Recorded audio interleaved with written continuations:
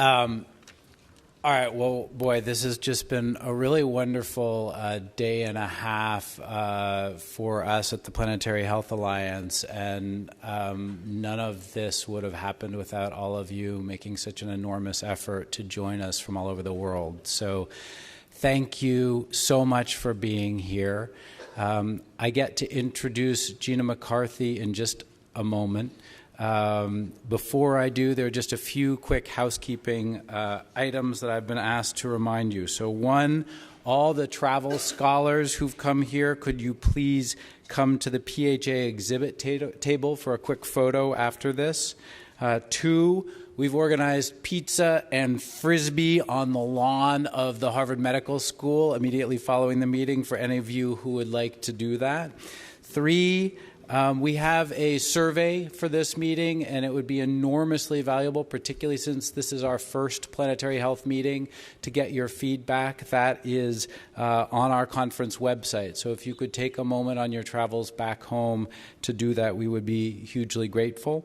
And finally, we welcome all of you to become a part of the Planetary Health Alliance, to come to planetaryhealthalliance.org and sign up for the listserv and our newsletters, and begin a process of getting your feedback and input into creating a stronger alliance. With that, I get to introduce Gina McCarthy, which is one of the great pleasures of this day and a half. So, Gina is the former head of the United States Environmental Protection Agency.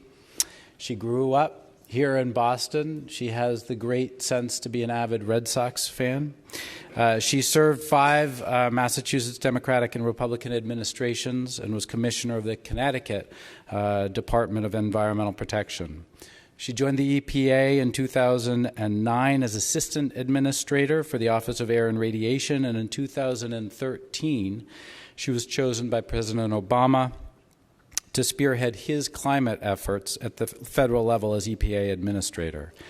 During her tenure, EPA initiatives cut air pollution, protected water resources, reduced greenhouse gases, and strengthened chemical safety to better protect more Americans, especially the most vulnerable, from negative health impacts. Internationally, Ms. McCarthy worked with the UN and WHO on a variety of efforts and represented the U.S. on global initiatives to reduce high-risk sources of pollution. In short, Ms. McCarthy has spent a career at the highest level achieving successes in planetary health. There could be no one more fitting to bring this meeting to a close than Gina McCarthy.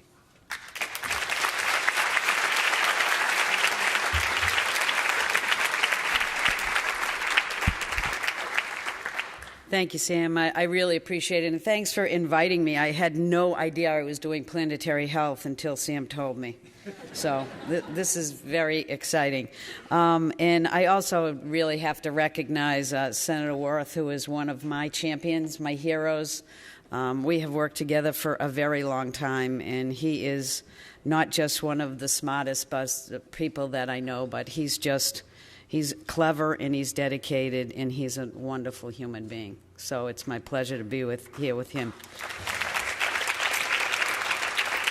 Let me begin by telling you that I have a terrible cold and bronchitis, but the good news is I do not have a raging urinary tract infection. So I have to just embrace that as the good news of today.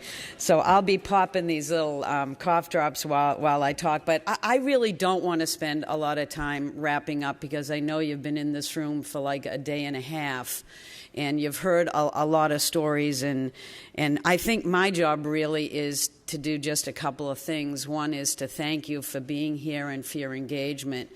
And two is to tell you that you really have to do what my mother used to say, which is to pull up your big boy pants and just keep moving.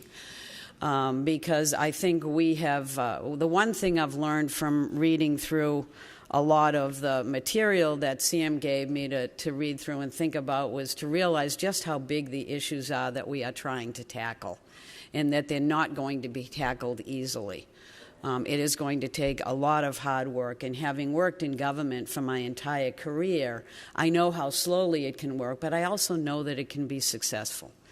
And so I want you to know that I am here to tell you that you can have success. I have worked some things that I think people thought would never have happened, but they do, and they did. And I want you to know how important the work you do is so that you'll have the patience to get it done. And so I just am incredibly impressed. I just came back to Harvard because I got fired by the current administration. No, I retired. I retired.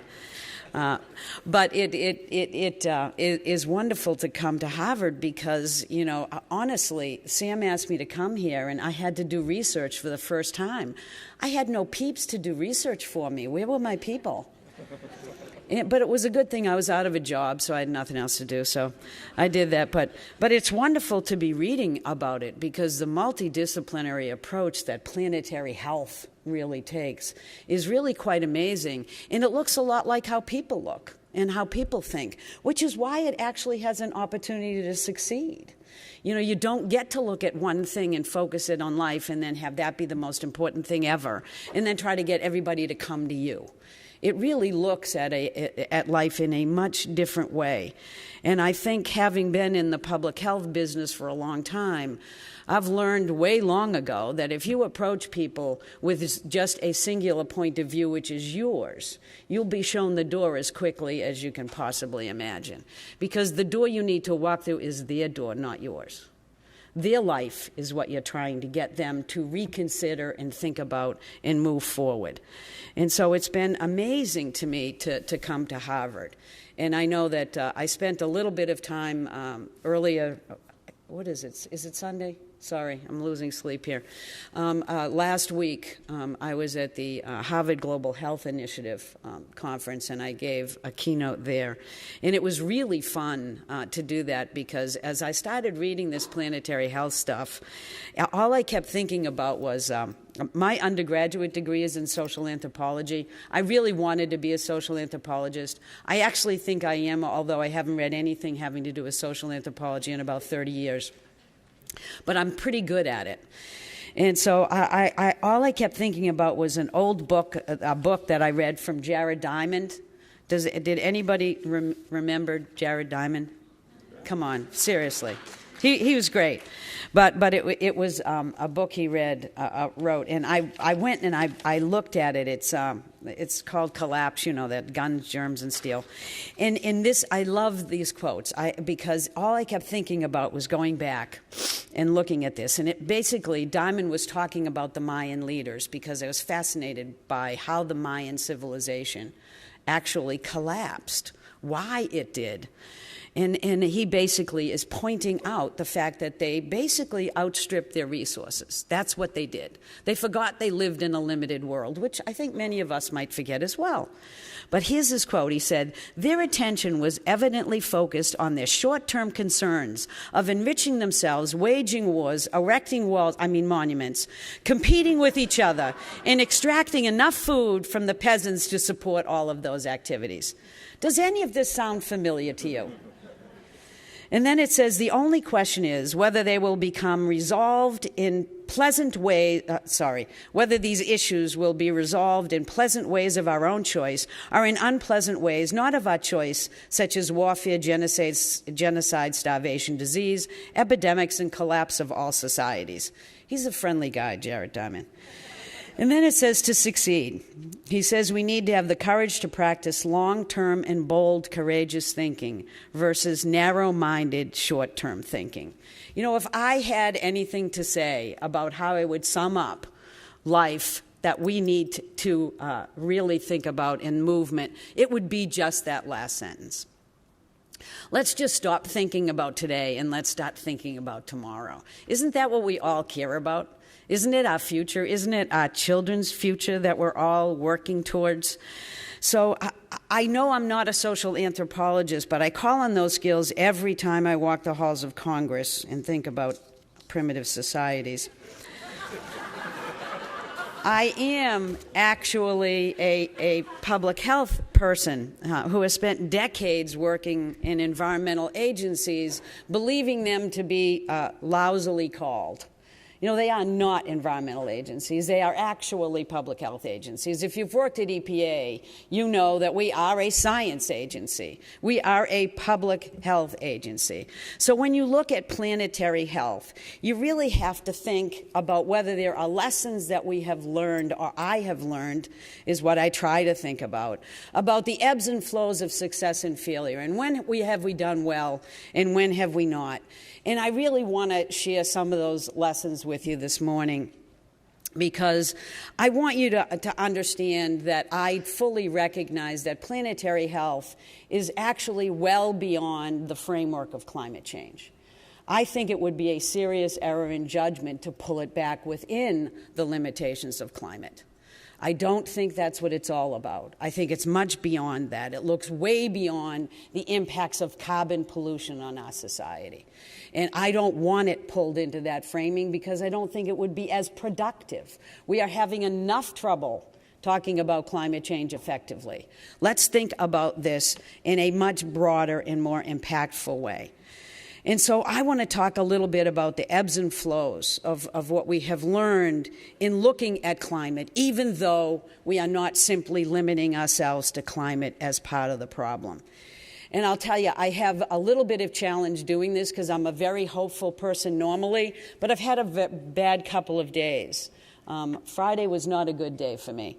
It's never a good day when you have a science agency and they have to take climate change off of its webpage. That's never a good day, and that's what happened to EPA, coincidentally the day before we were going to have climate marches. But having said that, I was at the climate march yesterday in Miami. That's one of the reasons why I can't hear anything and why my bronchitis is so bad. Do not fly in a plane when you have asthmatic bronchitis. Doesn't work well. So I got to Miami, and it was an amazing thing. People just started to come and started to come and started to come. And the lesson that I learned there was that climate change in Miami is not a partisan issue. It's simply a fact of life. Now, there are partisan folks trying to stop climate actions from happening. But the amazing thing was that you had people from all walks of life getting together, talking about climate change, looking at the damage that is happening, and looking at the opportunities for success. So I have to take heart in that, even though it was a pretty bad day. But I also have to remember that there's a lot more going on in the lives of those people than what we talked about, because I was in Little Havana. So they were just as worried about the immigration challenges as they were about climate change, which is the point I'm trying to make here, I think, is that people are multidimensional. You can't ask them to focus on one thing without giving them latitude to focus on the more immediate thing that's sitting in front of them. If you don't allow them to create their own priorities, you're making a mistake. Because they have to. They have to learn to live. They have to learn to survive. And so one of the interesting conversations that I had the other day was with a student at Harvard. And she came up to me and she was extremely worried because I'm trying to stay very hopeful about climate change, because I mentioned that there are ebbs and flows in the work that have been happening. I haven't seen the biggest ebb like this in a very long time. But I've been trying to tell people not to be quite so worried about climate, because you can't trump rules with executive orders. We have a lot going on for us. We have crossed a considerable hiatus over the past 20 years in getting people to understand it, wanting to take action, getting solutions on the table. I mean, all of that is true. But what she said to me was, are we too late in acting on climate? Is it already past the tipping point? I'm really, really worried about it. And my only answer to her that I could give to her was that, you know, it's taken a long time to get here. We now, I think, have a momentum that no single administration or individual is going to change. I said, but also, in my life, I have seen so much destruction of the natural resources, so much. And the natural resources always seem to come back. They always seem to survive. No matter what, life seems to pop back. And her quick answer to me in no uncertain terms was, I'm not worried about whether nature will come back. I'm worried about whether human beings will be in it. That was a really good point. And that's when I started understanding planetary health. And realize, and then I quickly shifted to the ozone layer, which was my favorite second story, about how the ozone layer we discovered, and we got together actually as a world without knowing what the solution was, realizing we had a problem, and we actually have gone almost so far as to close it already, and we will get there. So there are things we can do, but I think we both left that discussion pretty unsatisfied that we had real answers to these questions, but understanding that the questions and the problems that we had are layers of science complexity that we need now to communicate effectively. So if you think climate science is difficult to communicate, try planetary health. Seriously. It's amazing. How do we explain to people that the work we have to do is really about understanding the ecosystems that underpin us and sustain us as humans?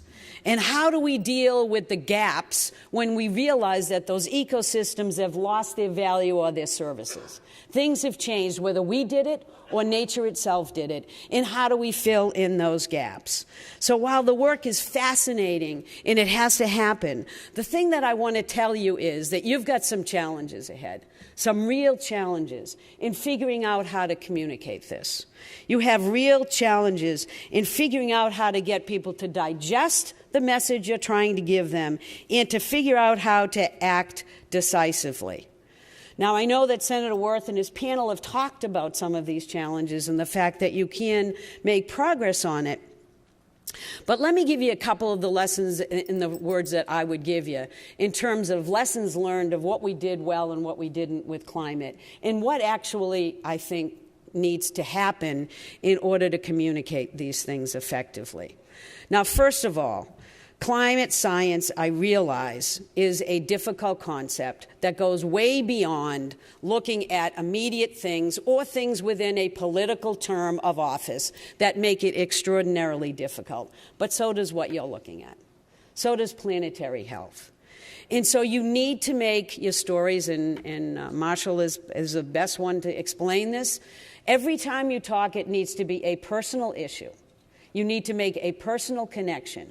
I don't care why anyone cares about the thing you want them to care about, but if they do, latch onto that and run with it. If you think it's a terrific public health problem and they think it's the worst economic devastation problem in the world, agree. Run with it. Go with it. Hang out with that person. And it has to be compelling. But one of the most difficult things you're going to face in planetary health, the health issues, is if you make it so compelling that people don't think they can fix it, they will deny it till the end of the earth.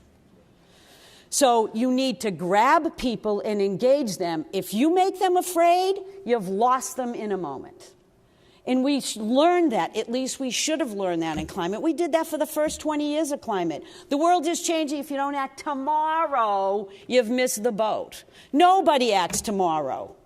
I don't buy cough drops until a day and a half after I need them.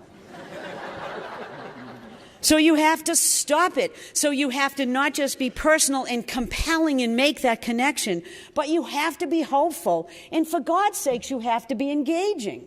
If you go to them with both the problem and the solution, they'll reject it immediately. They want to be part of determining the solution, especially if you're going to people in their own community to talk about their problems. If you go in with the solution, you will find a door quicker than any rabbit hole you have ever fallen in. And guess what? You should. It's not your business to tell them the solution. It's your business to give them the information. Let them engage. Let them decide about their own future. They just need information. That's what science is about. So you have to translate it clearly. And I'm going to give you two other little helpful hints. One is that almost anything good happens locally. I really hate to tell you that when past 8 years I've worked at the federal level and I think I've done good. Everything starts locally and works itself up. Anything good. I've been in the federal government for 8 years. Nobody ever thought of an idea that we didn't think about, probably when I worked in the town of Canton. You know what I mean? It works up from the bottom up, so it takes time. And you need to nurture that and let it take its time, even if you feel like you don't have any time to spare. It's the only way that it works. And health matters a lot. Now, we will hear from this administration, as we heard from many others, that people only care about the jobs and the economy, as if jobs and the economy have nothing to do with health, or health has nothing to do with jobs and the economy. It's the most frustrating sentence in the world to say that we have to stop protecting the environment and people's health so that you can have a job.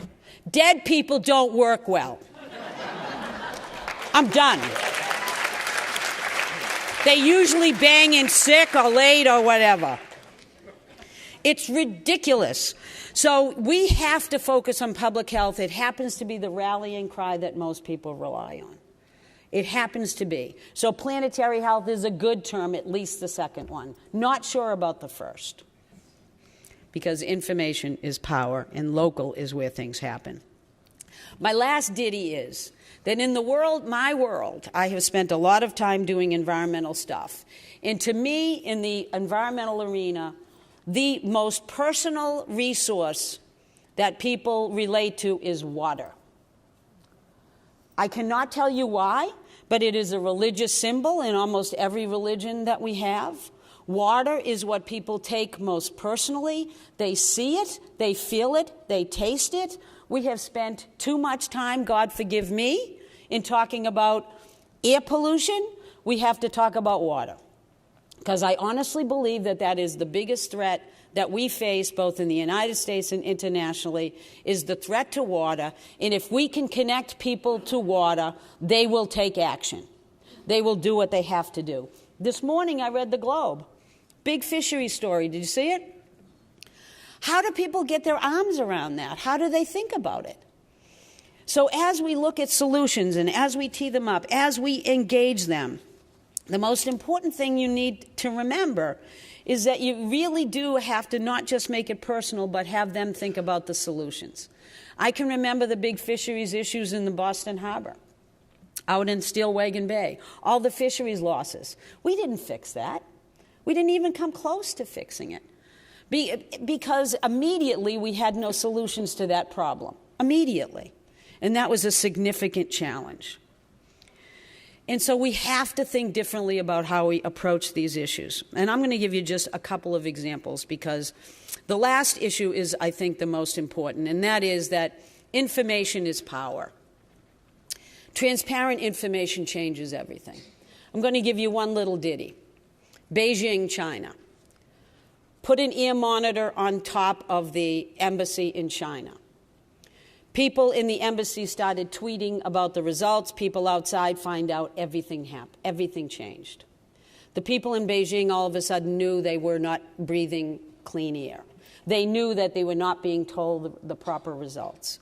China all of a sudden had a social challenge on their hands. They had to fix it. Instead of simply looking at it as an air pollution problem, they understood it to be an economic development problem. And they were not going to slow down their efforts to move people out of poverty and into the environment, because here's your last lesson, out of poverty and into jobs. The last lesson is that poverty messes everything up. Poverty is the challenge that we're all facing. Don't ever make any mistake about it. At the root of all the challenges environmentally and from our health is the challenge of poverty. People will not give up and talk to you about a long-range solution to fisheries if they can't put food on their table, period. So what happened in China was, instead of making those choices, they actually thought about how they could grow sustainably. They have actually embraced the challenge of climate change. Instead of just picking up their industries and moving them out of Beijing so that the air was contaminated where people weren't. That was the cough talking. They thought about it differently. And it all started with one ear monitor. And if you think it's too simple a story, I don't agree with you. I have been there. I have seen it. And the second thing I want to say is that if you think about these lessons, if you think about what you're doing, you'll have to realize that you're challenging people in a fundamental way to think differently about their world, a way that's very different than how they are taught, mostly in school and in their religion. We are taught that we are the center of the universe, human beings, and the world is here to serve us. That's what we're taught. You are asking people to embrace something different. You're asking them to embrace the fact that our ecosystems can control our destiny, and that we are the ones that must adjust, not the natural world. It is going to be a very difficult challenge for you to make that case, but it is a case you must make, because it's a case that science tells us is fact. And it's about time in this country and everywhere else that we stepped up and realized that science must drive decisions, but human beings can still be elegant, rich, wonderful communities. We can live within the footprint of our natural resources, but we cannot do it if we deny. And we cannot do it if we fail to listen to that every individual and what they think and what matters to them. Because the community is where you want to have your conversation, not the international community, one community at a time. Give them information, respect them, tell them what the science says, and we will make progress. That's how we have done it in the United States, and guess what? We'll do it again once this administration decides it ain't working the way that it's working, okay? And we'll get there. We'll get there together. So thank you for the community-level work you're doing. Thank you for bringing the big science to the table, because I think they can marry just fine, and we will make progress, but it will be difficult. And I want you to know that, as my mother always said, nothing good ever comes easy. Pull up your big boy pants. Thanks, everybody.